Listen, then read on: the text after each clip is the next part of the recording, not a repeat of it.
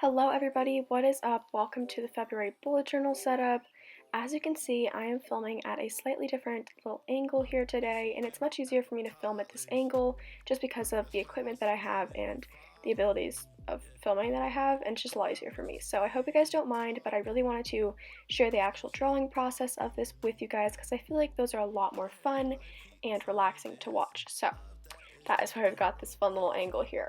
But essentially, my February bullet journal theme, I think I was lacking a little color in my January theme, so I really went ham with the colors, as you can see in the markers just past my journal here in frame, and I decided to go with an arcade kind of theme, which I took inspiration from at iHigs and I think at Blossom Bujo on Instagram, and I'll pop their stuff up right here. But yeah, they both had really nice themes, and I really liked on Blossom Bujo's the landscape effects that she used in like the boxes, so you'll see me adding landscapes later, and then at iHigs used some kind of like pixelated vibes and just like small little doodles of flowers and ducks and stuff. So as you can see, I'm doing flowers now, but like I really took inspiration from those, so I just wanted to share that with you guys. But yeah, here I am setting up my cover page, and I did a lot of doodles this month, as you guys will see. Look like art, look like art, look like art, look like art, looking like. Drawing these pixelated landscapes was so much fun. I don't even know how to explain it. Like, you guys should 10 out of 10 try this out. It was so relaxing and so satisfying because it's not that perfect and it doesn't require that much precision, obviously, because it's a pixelated effect. So you really are just drawing like a mountain, and then like for that one I just drew a house on it. The other one I had a bridge with little coins on top of it, almost as if like your arcade character was running, you know, across the bridge and collecting coins. But yeah, those little drawings and stuff were so much fun to do and so relaxing. So I definitely made sure to carry those throughout the bullet journal theme, as you guys will definitely see on this calendar page that I'm setting up right now, where, might I add, I also included a ton of color. As you can see, I'm doing each box in a different color and just alternating them throughout, and I think this just added a really fun effect, and I'm really excited to use this spread, to be honest. I hear you like pina coladas, like that she not one for drama. Yeah, big smile, get it from mama. Hey, please, that's your shoes for you get my heart. Looking like, look like art, look like art, look like art, look like art. So February is a short month, which means my calendar takes up a little bit, tiny little bit less space. It does have that one odd box down there at the bottom, but I don't mind. Oh well, but that means that I had a lot more room to play around with doodles and designs around my calendar spread and kind of just adding some fun aspects.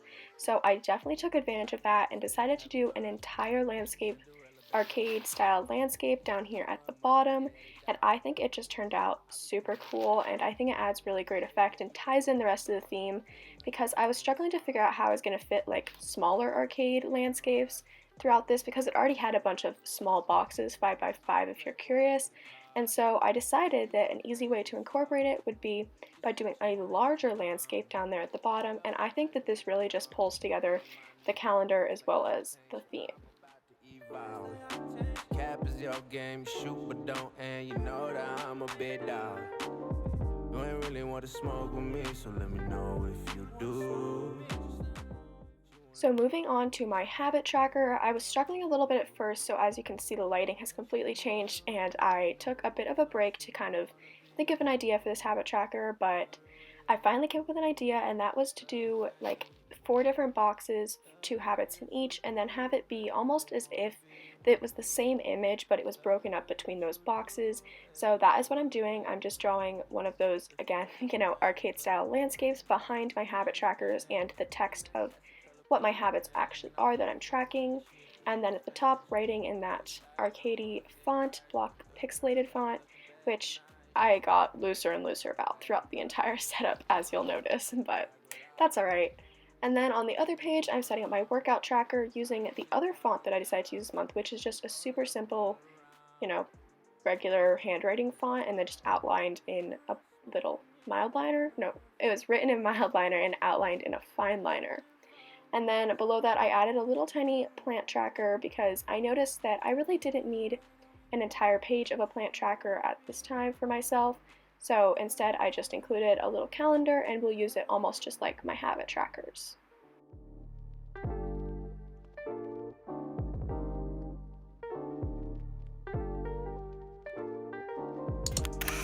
Okay, so for this setup, it was a little bit shorter of a plan with me, so I wanted to just talk through the different spreads that I set up really quickly for you guys.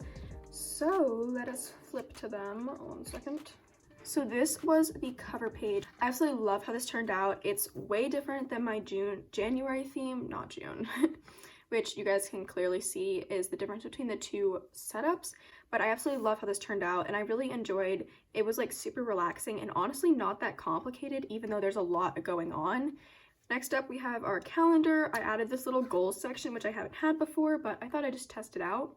Then the next page that I have is my habits, and then my workout, and then I also put my little like plant tracker here, which in the past you guys have seen me set this up as a whole page spread, but I thought it would just fit into this little thing and I can just use it as a habit tracker almost and kind of mark days where I water my plants. I realized I didn't need a whole entire spread for it, so that's a good little solution for me. I've got my workout tracker, which I have made a little bit smaller and consolidated, and yeah, I just really love how this turned out, and I kind of did like these as if they're paintings stacked on top of each other. I don't know. I think it's pretty cute, very colorful, very fun. The next page you guys did not see me set up, but this is my YouTube kind of whole spread thing here, and in the past I have had only one page spread for my YouTube stuff, and it was just like everything that's on this side was just one page and that's all I had. So essentially what I like to do is I have a mini calendar, and then I have all the Sundays in the month. So for this month there's 4 Sundays, and then I will write out which videos I'm uploading those Sundays because I upload every Sunday. And then I also write in the videos that I'm uploading, like whichever day it is that I'm uploading, I'll write them in here so that I can just kind of like plan it out and see when I'm uploading each video, etc. Plus then if I upload any bonus videos that are not on these Sundays, I can map them out here and make sure that they're like spaced appropriately, I guess you could say, and that I have enough time to make them. And then the last spread is my thoughts page, which obviously, like every month, is completely blank essentially, except for this whole thoughts label and then just a little doodle in the corner.